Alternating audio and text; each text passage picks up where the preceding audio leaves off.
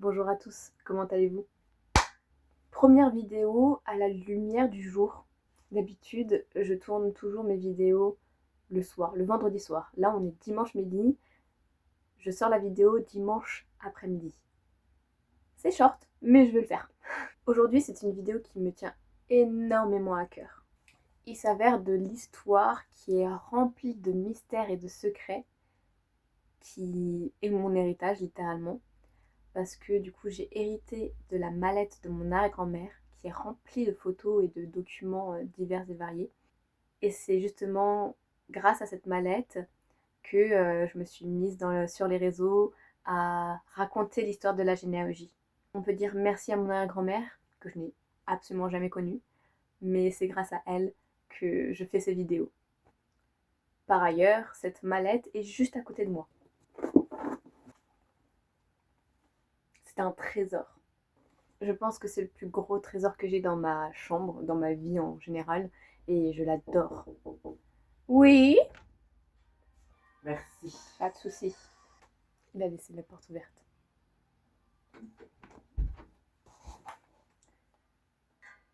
Pardonnez-moi pour cette petite interruption. Bref. Où en étais-je? Du coup, commençons l'histoire.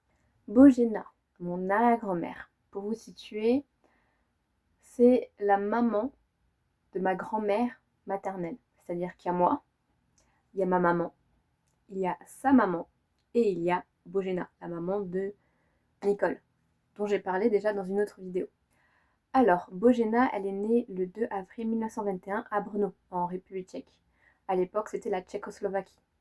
C'était deux pays qu'on connaît aujourd'hui comme la République tchèque et la Slovaquie. Là, c'était un seul et même pays. On ne connaît pas du tout son enfance, ce qui s'est passé. J'en sais strictement rien.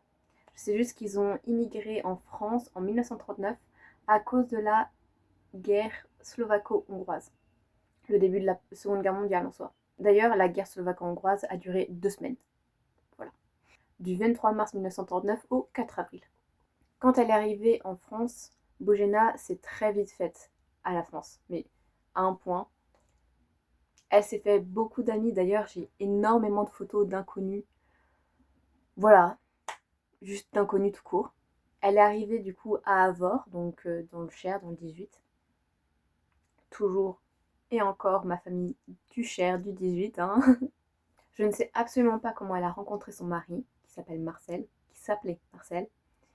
Mais ce que je sais, c'est que c'était une vraie histoire d'amour. Un amour, mais extrêmement sincère. Vraiment le plus pur des amours.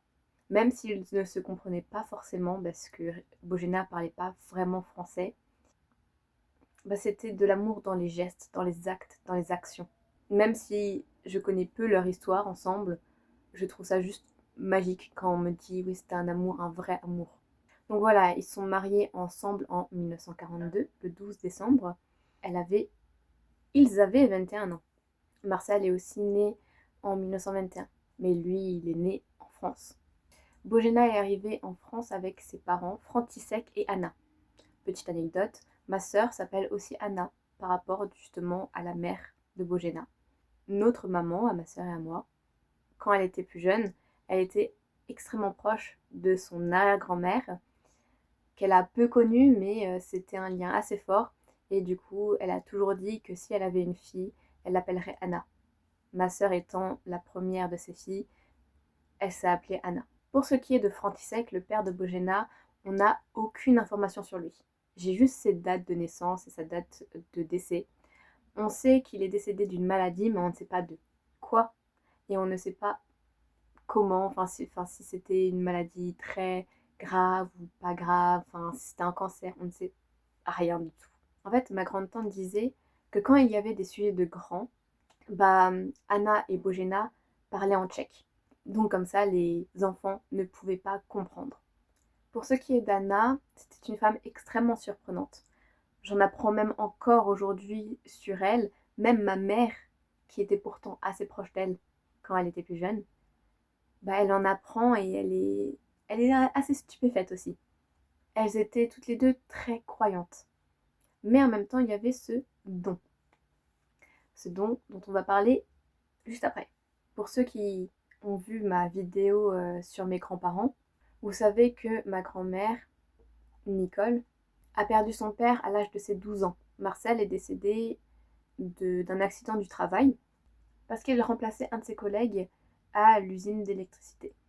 Sachant que Bojena parlait extrêmement peu français à l'époque, bon, elle a appris à parler, mais du coup, ma grand-mère est devenue du coup chargée de famille à peine 12 ans, 12-13 ans. Voilà, c'était juste pour vous remettre un peu dans le bain. Ce qui est un peu des personnalités de Bojena et d'Anna. Anna, c'était une très bonne couturière, toujours avec sa machine à coudre. Elle fabriquait des vêtements pour les poupées de ma mère.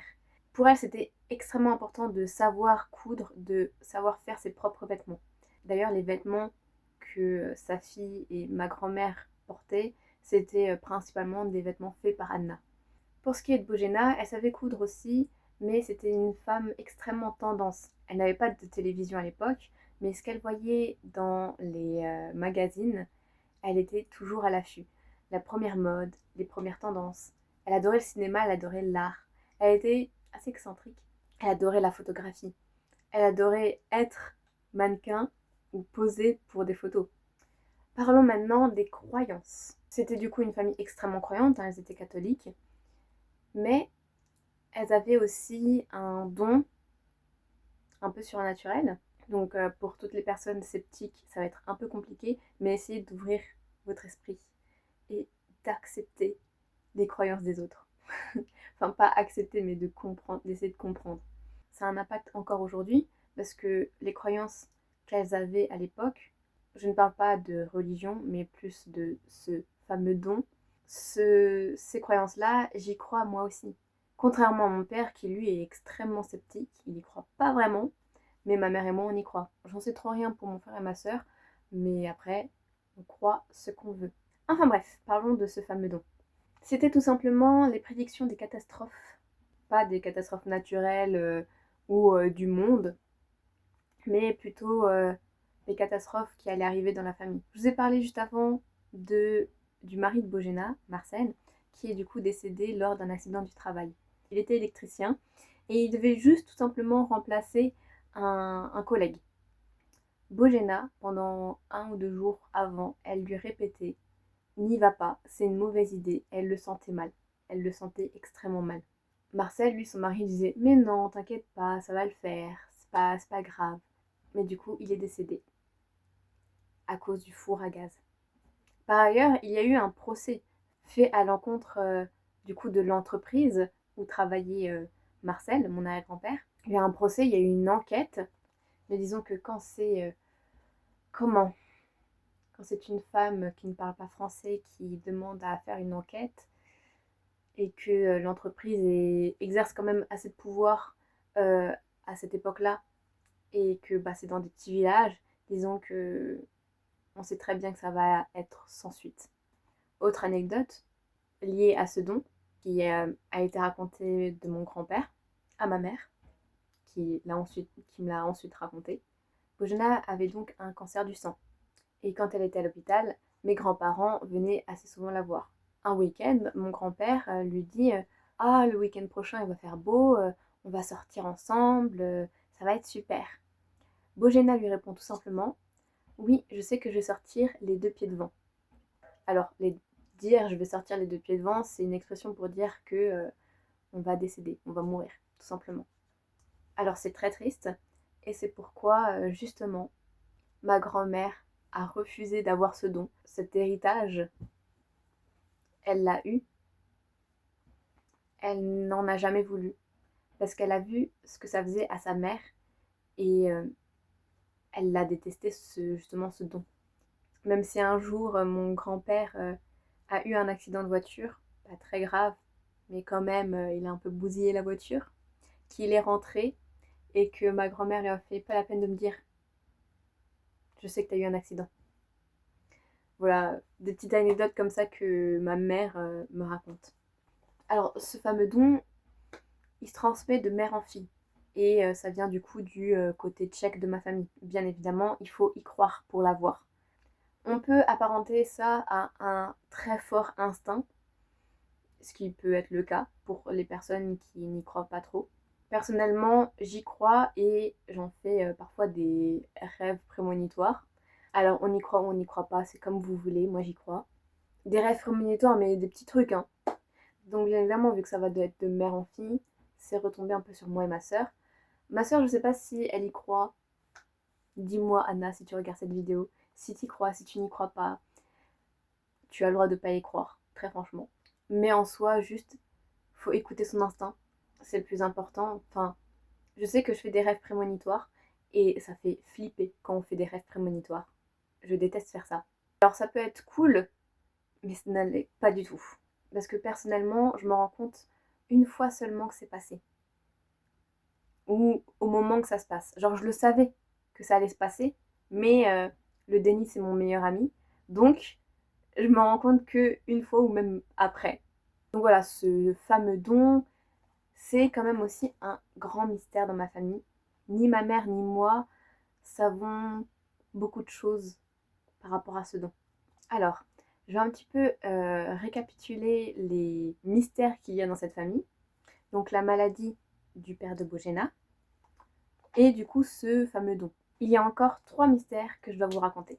Là, on va se préoccuper plus d'Anna, la maman de Bojena. Comme je vous ai dit, Anna était extrêmement surprenante. Avant de connaître František, elle a été mariée. Ok, ok. Alors ça, on l'a appris grâce à un cousin éloigné. Et j'ai réussi à trouver du coup le divorce d'Anna et du coup de son premier mari, Joseph. Joseph et elle se sont mariés. Alors j'ai pas les dates. J'ai les dates sur mon mur, attendez. Anna et Joseph se sont mariés en 1913. Anna et František se sont mariés en 1921, 2 mois avant la naissance de Bojena. Justement, c'est un mystère. Pourquoi ils ont divorcé? Même si à l'époque, ça se faisait pas trop de divorcer. Mais après, Joseph, lui, il est resté en République tchèque. Il est né à Březovky et il est décédé aussi à Březovky.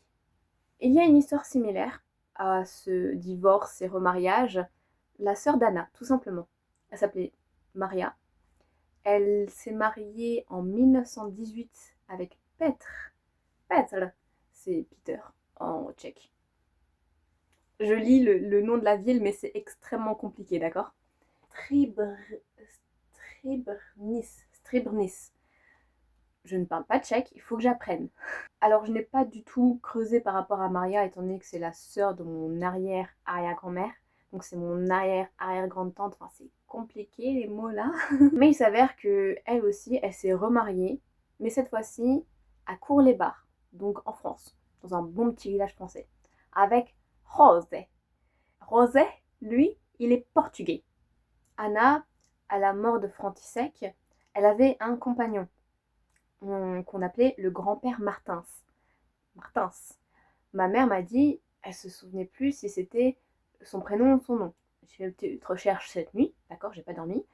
Mais justement, le deuxième mari de Maria, la sœur d'Anna, s'appelait Martins. José, Coelho Martins. Donc, est-ce que ça a un lien avec grand-père Martins? Est-ce que il peut avoir un cousin ou un frère qui était du coup le compagnon d'Anna ensuite? Telle est la question. Il faut que je creuse beaucoup plus que ça. Mais c'est compliqué, énormément compliqué. Donc voilà, il reste plus qu'un mystère. Je vous ai parlé du coup du divorce et remariage. Et je vous ai parlé du grand-père Martins. Le dernier mystère, qui va être entre guillemets beaucoup plus triste, c'est du coup le décès de mon grand-oncle. Comme... Alors, ma grand-mère, Nicole, c'est l'aînée de sa fratrie. Elle a un petit frère et une petite sœur.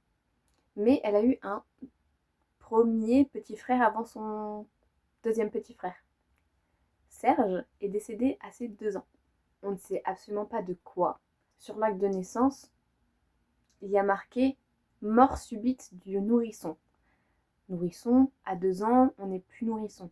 Ce qu'on a remarqué d'anomalie avec la fratrie, c'est que Nicole, Gérard et Colette sont nés à Avord. Mais Serge est né à Benji-sur-Craon. une commune à côté d'Avord. Il est décédé en plus vers 22h30 au domicile de la famille. Comment il est décédé, ça va être un très grand mystère et on ne va pas pouvoir le savoir avant très longtemps.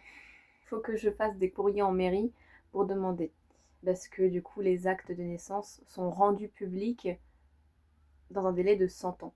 Entre-temps, on peut voir les tables décennales, c'est-à-dire les listes de noms, mais on ne peut pas voir les actes à proprement parler. Il faut faire des demandes, des courriers en mairie pour montrer la filiation avec la personne dont on recherche l'acte. Enfin bref, c'était les mystères de ma famille, du côté de ma famille maternelle. Aussi, dernière petite anecdote que je trouve incroyable. Du coup, mon grand-oncle et ma grande-tante sont toujours vivants, sont toujours présents. Ma grande-tante parle avec ma mère. Elles ne se sont pas vues depuis plus de 30 ans. Bon, il y a eu une petite dispute plutôt grande entre ma grand-mère et sa sœur. Je ne connais pas du tout cette dispute-là. Et ça fait quelques années maintenant que ma grande-tante a repris contact avec ma mère. Mais en soi, ma mère n'a jamais connu ses cousins et cousines du côté de sa mère. Il s'avère qu'elle a une cousine, ma mère, qui elle-même a des enfants, dont une fille qui s'appelle Lucie, qui est née 1 mois pile poil avant moi. Ma mère et sa cousine ne se connaissaient pas. Je trouve la coïncidence incroyable. Juste incroyable. C'est pour ça que j'adore la raconter, cette anecdote. Mais voilà. Bon, cette histoire, elle est riche en mystères, en histoire, en secrets. Et justement, tous ces secrets, c'est mon héritage. Et les dévoiler au grand jour, c'est un peu ma façon d'être en accord avec eux et aussi de comprendre ce qui s'est passé. Dites-moi si ça vous tente une vidéo spéciale où je vous montre les photos de cette mallette, où je vous fais un unboxing un peu de cette mallette. Aussi, n'hésitez pas à me dire ce que vous avez pensé de tous ces mystères. Ils vont un peu dans tous les sens, mais c'est ma famille. Ma famille va un peu dans tous les sens. N'hésitez pas aussi à me donner vos théories, que j'adore lire. Aussi, j'ai craqué toutes les vidéos que je vous ai fait. Donc c'est des histoires, je vais les retranscrire là-dedans. Voilà, c'est un paper blanc, ça coûte un rein, je sais. Ça va être comme une histoire. Et pour moi, c'est extrêmement important de s'en souvenir. Parce que si on ne s'en souvient pas maintenant, les futures générations ne s'en souviendront plus non plus. C'est pour ça que l'histoire existe, que les livres d'histoire existent. Et ça va être mon livre d'histoire que je pourrais donner à mes descendants. Et comme ça, l'histoire de ma famille ne s'oubliera pas. Tant que je serai en vie, elle ne s'oubliera pas. J'espère que vous avez aimé cette vidéo. N'hésitez pas à liker et à vous abonner. On se retrouve la semaine prochaine pour une nouvelle vidéo. Bonne semaine!